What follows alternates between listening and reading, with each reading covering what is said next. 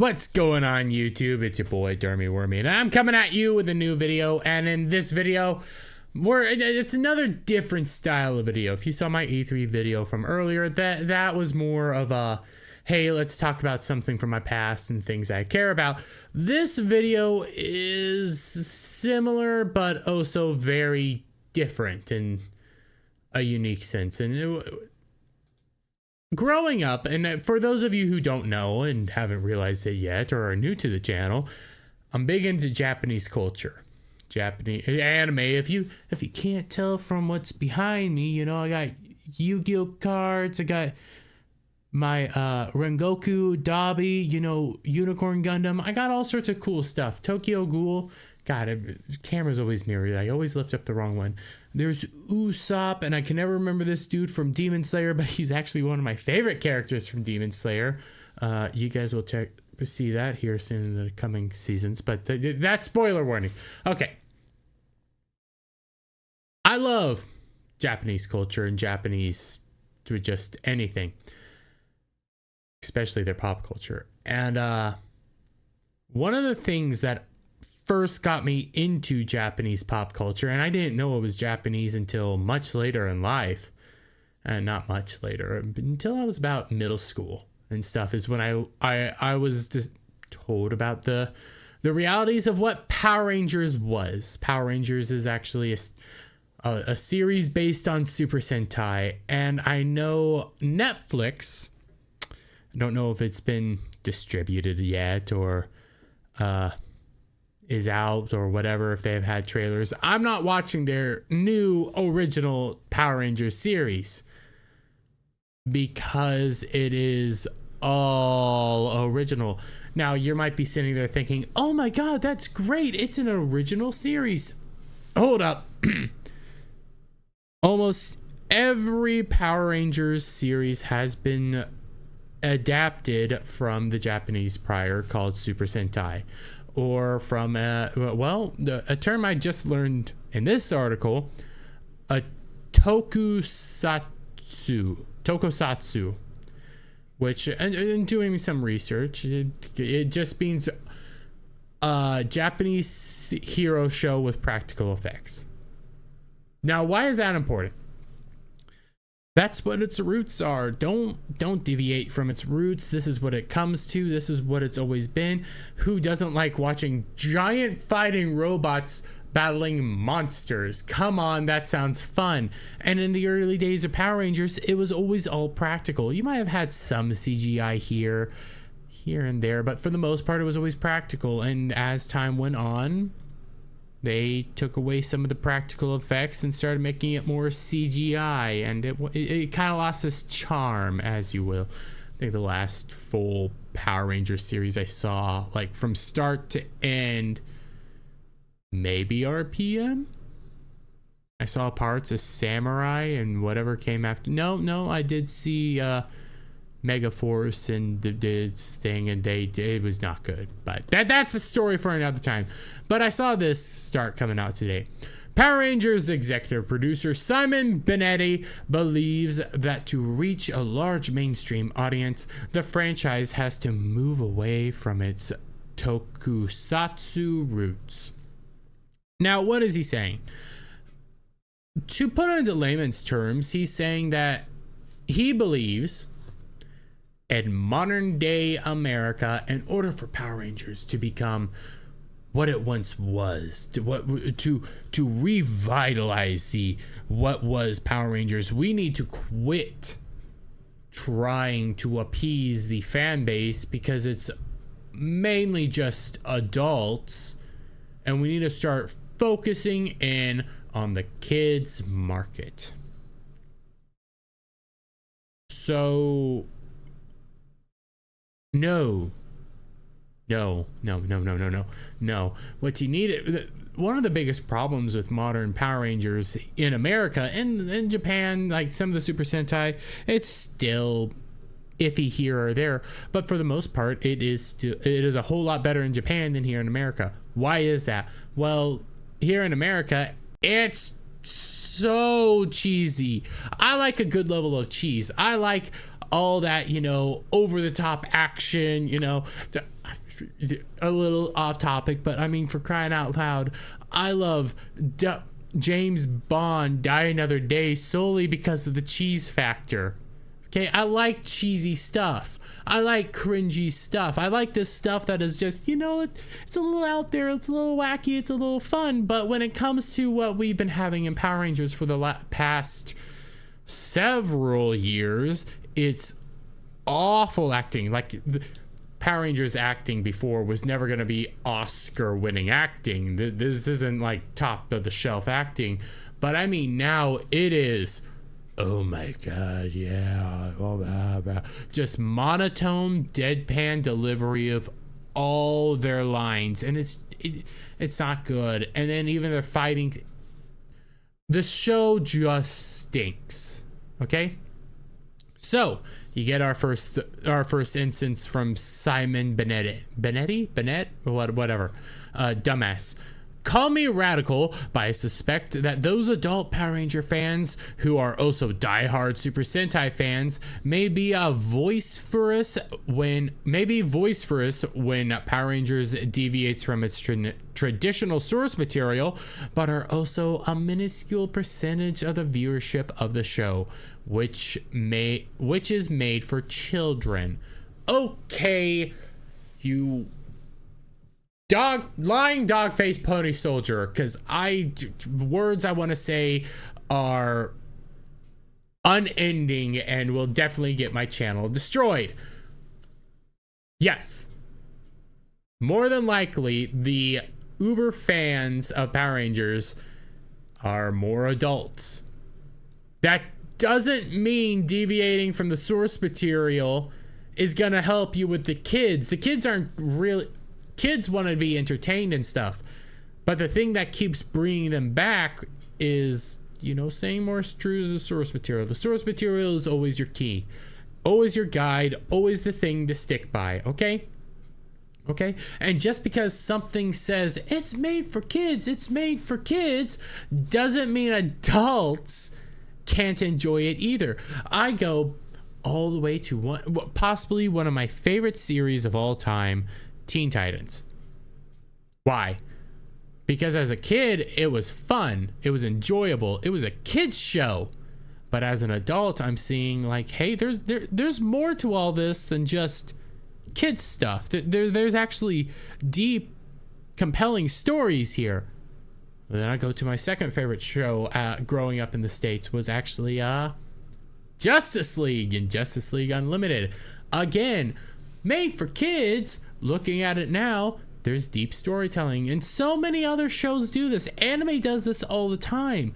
There's some fantastic anime that as a kid you're watching and go like, oh my God, Gundam, it's a bunch of giant robots fighting each other. And then as you grow up and are more, you grow up, your brain develops, and you start looking at these shows in a different way, you start realizing that Gundam's a serious discussion on war, on realities of war and this stuff. So just because something is made for kids, and Gundam probably is a bad example, but just follow me here. Just because something looks like it's made for kids, is advertised for kids, doesn't mean adults can't find some sort of enjoyment within it with a deeper storyline that only adults can really pick up on.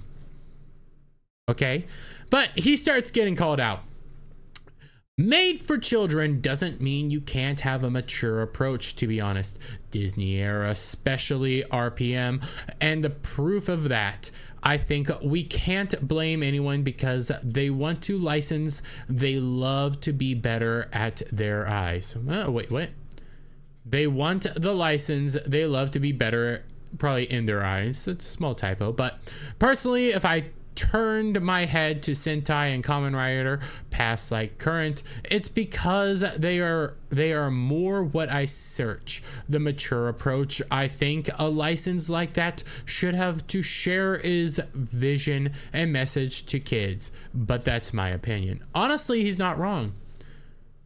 A lot of these shows used to have, a lot of older shows, even some older Power Ranger shows had some very dark storylines, some very more mature storylines, even in Power Rangers itself. Like these stories happen, interacting with these stories at a kid's level, but as being also presented for adults, was how we did stuff for years. All sorts of shows have done this.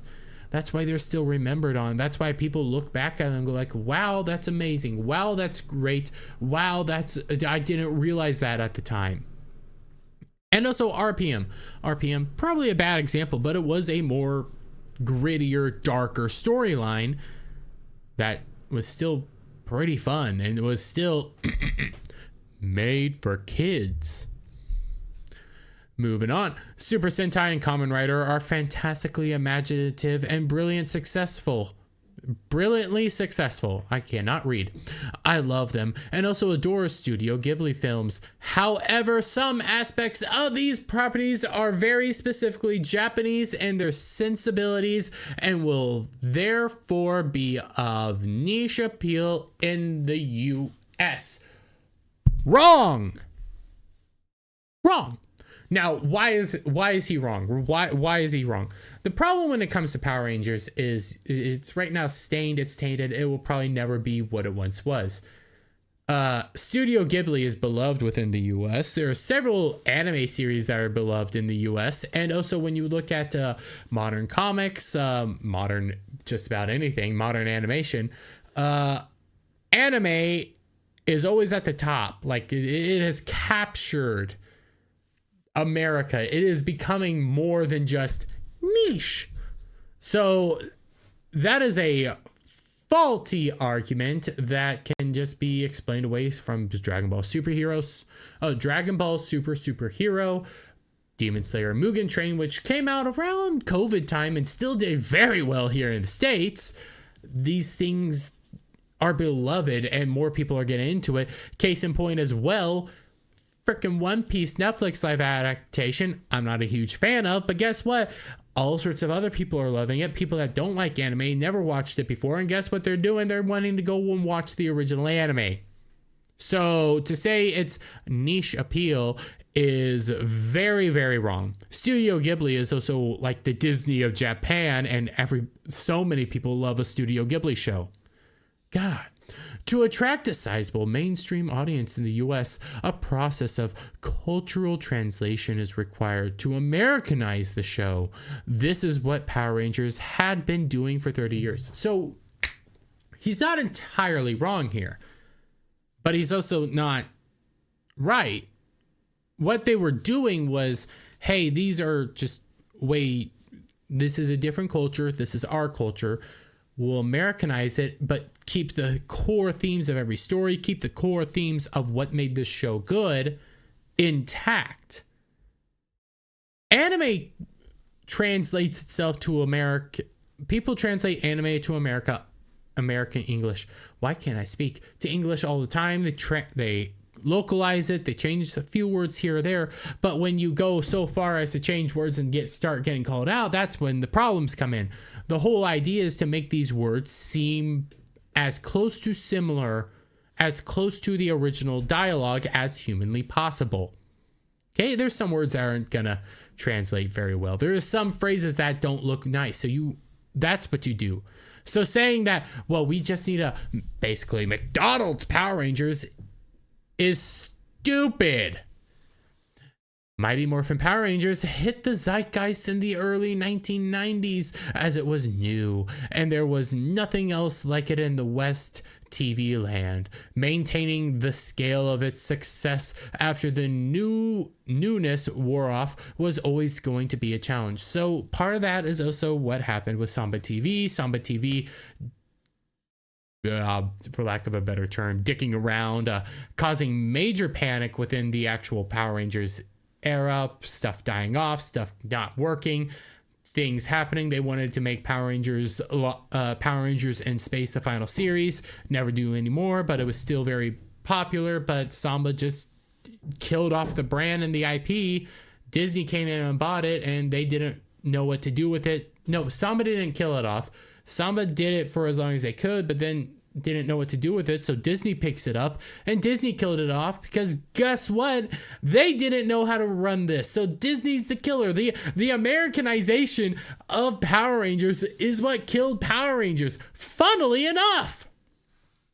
God, it's like you guys don't even know what happened here. It's like you, as the executive producer, don't even know the history of Power Rangers. Man, it's almost like the Americanization of Power Rangers was the problem. I think part of Hasbro's goal to move Power Rangers to being fully original is to reduce aspects of Sentai style and design, which may be challenging for US kids. The superheroes in spandex fighting rubber monster suits trope is a hard sell to audience brought up on Marvel and Star Wars. Okay, so Marvel and Star Wars is dying, and to be fair, Marvel is a bunch of men in spandex fighting people. It's like you don't even know how this stuff works. Just because of the Marvel and Star Wars era, which is quickly dying, has actually destroyed several things. Just because of that doesn't mean you can't have your uniqueness. When you keep your uniqueness of what makes you great, more people gravitate towards you, and more people want to interact with it. Because Power Rangers is people in spandex fighting rubber monsters in a practical setting. The practical costumes were always fantastic, looked amazing. I can go back to not RPM, Overdrive. Power Rangers Overdrive had one of the coolest costumes for a villain. He was a fire-based dude, and it was all practical. It looks so cool. You look at all these practical effects that Power Rangers has done for their villains, and it's always fantastic. Even in the newer ones, they look so clean and so just wonky in a good way. Like, you don't get this anywhere else. You don't interact with characters that look like this. And yeah, the Power Rangers are sometimes their Megazords and Zords are but the whole concept is still grand and cool and can still work if you just did it right. God. In the end, he just keeps having this major fight and basically saying, I never said it was bad. I just said we need to change it. That ends up being his entire argument. But let me get you guys' thoughts on all this down in the comment section below. Do you guys think we need to start more Americanizing Japanese entertainment and what was formerly Japanese entertainment for an American audience because Star Wars and Marvel? Or are you more based and realize that no, what makes this entertainment better than that entertainment is quite literally the Japanese touch? But I'll leave it there, guys. I already said that. If you like this video, please give it a thumbs up. Share it out, friends. Hit that subscribe button. Hit that notification bell for every time I put out a new video and go live, guys. And I'll see you all on the next one. Bye for now.